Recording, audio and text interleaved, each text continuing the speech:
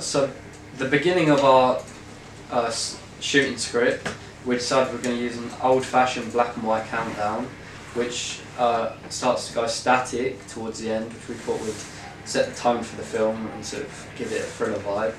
We decided the next shot we'd use would be a still lying shot of a body getting dragged slowly past the camera and leaving a trail of blood across the floor, which sort of hints towards the rest of the film and helps to again set the tone and give off the sort of thriller crime type genre.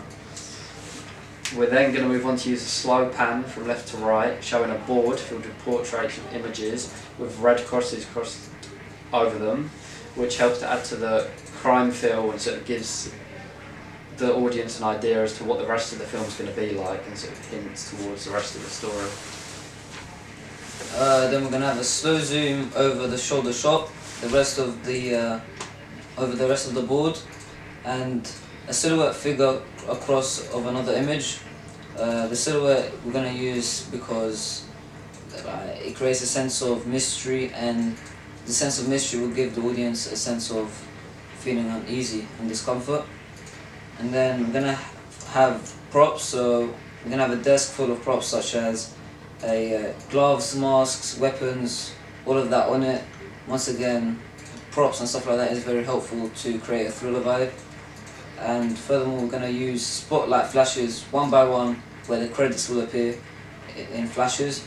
So the quick credits will also make the audience feel on edge because they won't be able to have enough time to read all the names. Then we'll have a sort of an empty chair for a split second, and then a spotlight flash will occur right after. And then after that, you'll see the victim in the chair for a split second to add some tension and some suspense and confusion, and then so the audience get an idea on what the film's about. That will have on like a table, we'll have loads of newspapers talking about people going missing and then murders.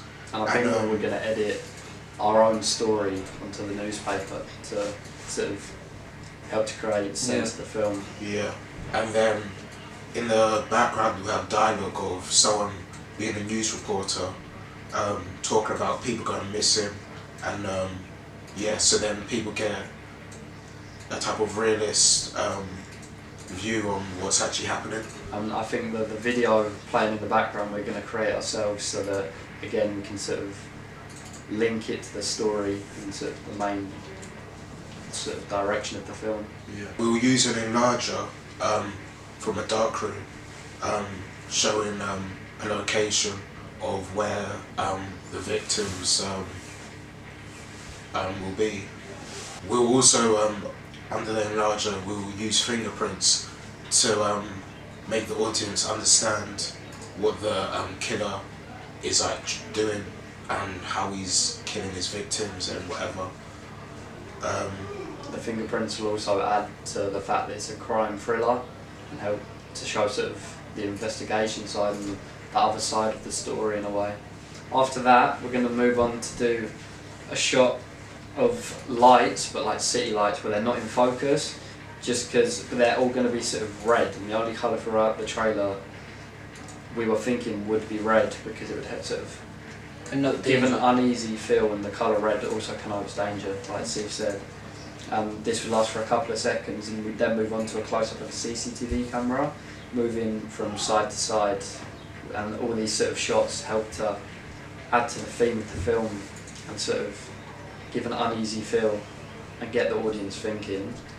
Then after that we're going to do a close-up of a train going past, which helps to sort of link to the story and sort of helps to add to the one colour being depicted, which helps to sort of give off an uneasy sense of danger. And it shows, it sets the tone of the pace and the tone of the film by a train going past really quickly. We have pictures of houses, people, objects and notes on the screen, with the camera moving across with short takes, so then the audience gets to understand like what the past was like for the killer and what he's already achieved. The next thing we're going to have is unusual objects at close view with the camera. moving slowly at points and zooming slowly at other points as well. I think we chose to move the camera slowly because it will give the sense of having a sinister film and making it quiet.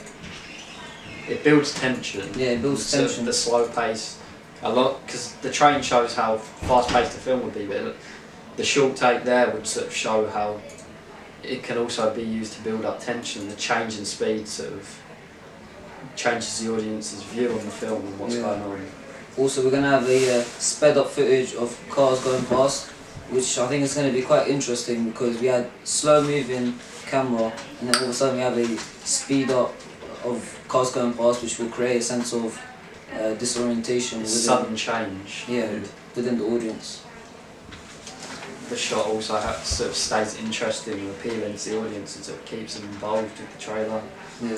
Then after that, we were going to finish it off by the screen going dark and again going static, and then just a pair of eyes, which again will probably be red, linking to the sort of theme of the film, but they'll be the eyes of the killer, which the audience would then later find out in the actual film itself.